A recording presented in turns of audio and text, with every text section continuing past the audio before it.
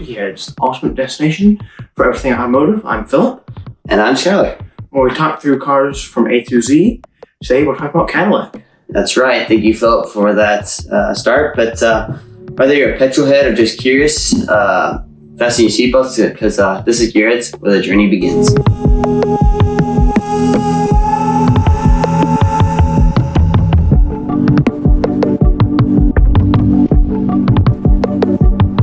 Cadillac has a rich history in racing, production, and a promising future in the automotive industry. This is racing right now. In terms of racing, Cadillac has been involved in various motorsport competitions showcasing its performance capabilities. One notable example is the Cadillac Northstar LMP Le Mans prototype, which competed in the 20 American Le Mans Series and 24 Hours of Le Mans in the early 2000s. The prototype racer featured advanced technology and aimed to demonstrate Cadillac's engineering prowess on the track. Yes, they did. So, the late 2000s, they came out with a very cool engine for that Cadillac called the Cadillac Northstar LMP, which was a very cool car, especially for the a very cool engine, especially for the racing time.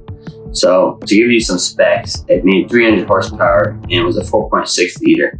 So, in the late 2000s, 300 horsepower was pretty sick, especially for a 4.6 liter V8. This was probably for its road car going. That's true as well. So, this is the specs for the road car. So, with a tune and everything on it, they probably bumped it up to 400 or 500 horsepower, estimating. Probably.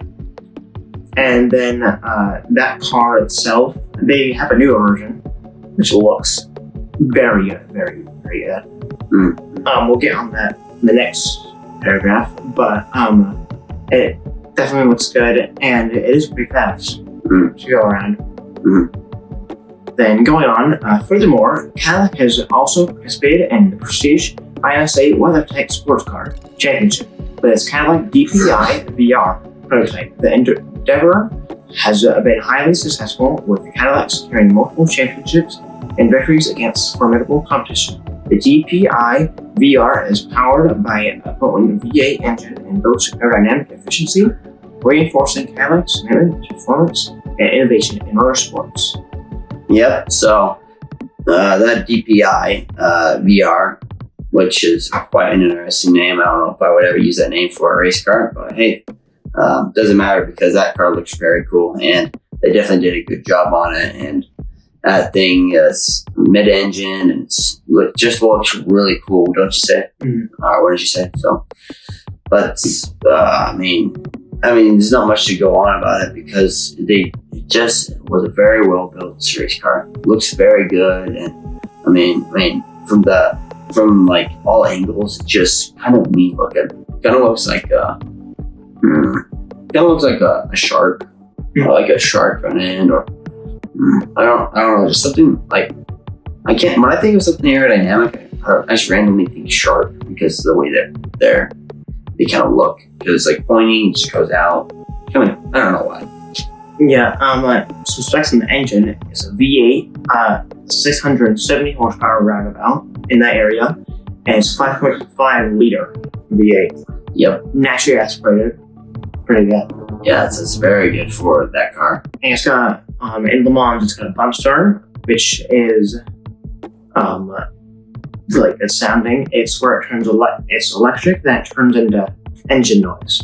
We'll play it here. Yep, for sure we will. But yeah, that's pretty much the car we were talking about before, in the early 2000s that they eventually made again, which was the DPI VR.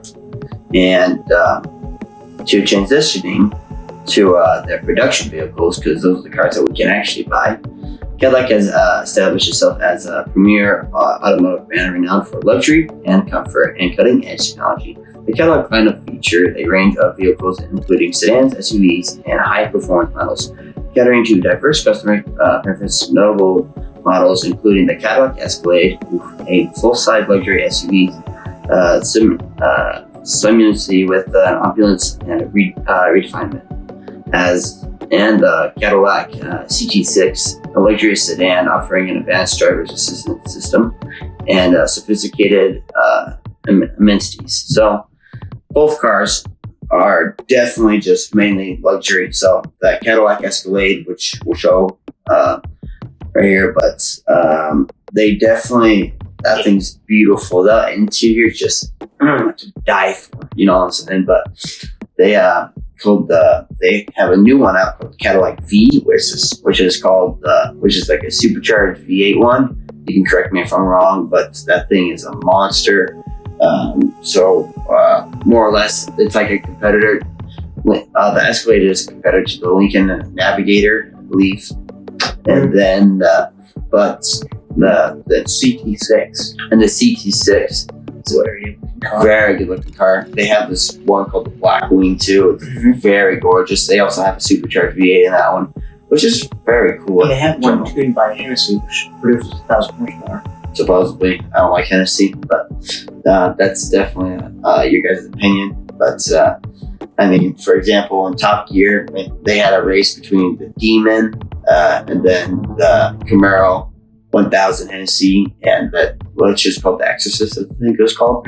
And they raced those two, and the Demon actually won because they both had 1,000 horsepower. And they both did have 1,000 horsepower, but the Demon had a lot of modifications prior to the race. True, but they came stock. I mean, not stock. They came from Dodge themselves, though. Like they gave it to you with the thing. Yeah, but that's as well. a drag racing kit, and the Exorcist was still on everything normal. True, but if you didn't have to replace the ECU or any of that with it. True, but they still used it still for trying to supposedly destroying it and didn't destroy it. So. I mean, at the end of the day, though, depending on the prep surface, because they weren't on an actual drag strip, they were on an airport, so I don't even know how much it would have mattered because sometimes we have drag tires that we they would just burn out the whole time. So, I mean, I'm just saying, like, I'm not the biggest fan of Hennessy I just feel like they're kind of liars when they come to specs like that and stuff. But anyways, moving on to. From this, which was we were definitely sidetracked there. But moreover, Cadillac has embraced electrification and parts of its future strategy with the introduction of the Cadillac Raku key. Yeah, yeah, we'll show it right there. You know what I'm saying? Anyways, it's an all-electric SUV, and it was redefined as the brand approaches sustainable mobility, as every electric vehicle does. The LeCroux, whatever it's called, promises the impressive range, fast charging capabilities as a spacious tech Landon interior showcases Cadillac's committed to the innovation and environmental responsibilities. Additionally, Cadillac aims to electrify their entire lineup by the end of the decade. Wow, that's a lot sooner than most cars, actually. Soon actually, as they shift toward actually cleaner and more promising, and more pro-pollution technologies.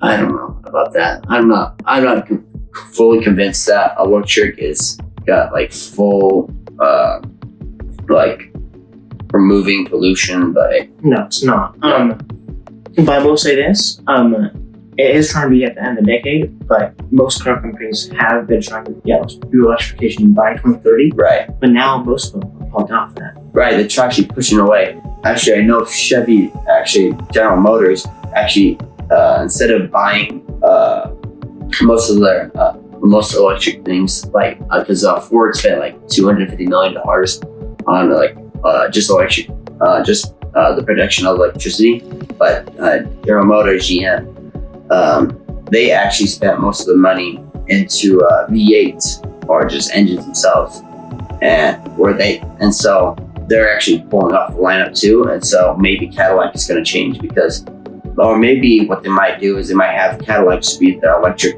side of the brand, which would make proper sense because they are luxury. Yeah, exactly. And as our last video, if you haven't watched it yet, they actually we said that Luxury cars are better electric. yes, anyways, Looking ahead, Cadillac's future appears promising as it continues to evolve its product portfolio, embraces emerging technologies, and pursue excellence, performing and luxury with a strong foundation built on racing heritage, production, and expertise. And forward-thinking innovation, Cadillac is poised to remain a formidable player in the automotive industry, captivating enthusiasts, discerning customers alike with a distinctive blend of performance, sophistication, and visionary leadership. It's definitely they definitely did. Where they were definitely leaders, and they're one of the biggest leaders, I believe, in luxury design. Yeah, one thing I noticed is that everyone thinks the first real car that you shifted and everything was the Austin 7, but it wasn't. It was a Cadillac that was made, I don't know what time. Yeah, I don't know. After Henry Ford made the Model T. Yes. Where the Cadillac actually used a clutch and everything instead of. It was because the Model T, they used like a shifter right here and paddle. Yeah. But the Model T was actually a very cool design. But technically the first stick shift ever made was by Cadillac. So actually, it was very cool to see that they definitely have leadership in some roles, especially going throughout history. I mean, the first stick shift. I mean, everybody still car enthusiasts like us. We love stick shift to this day, and so still some car companies are trying to keep that stick shift, like Lotus, exactly, and Honda, I believe, and Nissan as well. But I mean, Japanese cars. I mean, we love American muscle too. So I mean, and the brand new Ford Mustang actually comes with a manual transmission as well. So also very cool. But we can all thank Cadillac for that as well. Yeah. So appreciate Cadillac for that. But anyways, you want to get to the car rankings, or what do you think? Yeah, rankings. Okay. So where do you think Cadillac should go? Below Aston Martin, probably around Bugatti or BMW somewhere. Fifth. Okay. I was thinking a Pine Apollo because I'm just not a Cadillac fan. Yeah, but they've done some really great things. I know. You do have to give it some. And we're not biased ranking, remember? Just sure, we can't be biased. So by the way that they acted, by the way they gave us stick shift, and by how luxurious they are and how they're trying to move forward, and possibly the problem is electrification can only go so far. Yeah, I guess I'll give it to you. I agree. Aston Martin, under Aston Martin. So it'll be fifth in our ranking, sure, right here. But at the end of the day, Cadillac was a very cool car brand, and we can definitely thank them for a lot of cool things throughout the history. And we'll be back next week, anyways. And we definitely need some work on our videos for sure. And if you want us to make longer videos, just ask us in the comments. We don't know if we're too long or too short quite yet, but we definitely love doing this, and we'll just keep going. And so that's pretty much about it. Mm-hmm. Awesome. Well, thank you for watching, and we'll see you next time.